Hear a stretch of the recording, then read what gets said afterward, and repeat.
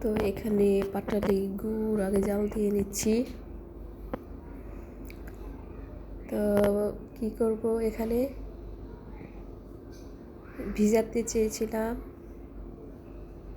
ভিজে না পিঠা, সাদা পিঠা ভাবছি ভিজাবো, তো হয়ে গেল ইতিহাস।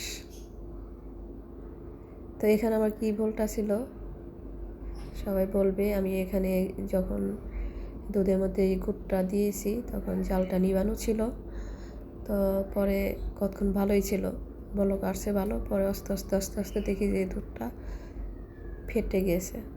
তো এই জন্য আর পরে ভিডিওটা দিইনি। তো এতগুলো দুধ গুড় পিঠা ভিজিয়েছিলাম, তো সেটা হয়ে গেল। তাই এখানে খুব সুন্দর রয়েছে, এখনও ভালো রয়েছে, কিছুই হয়নি।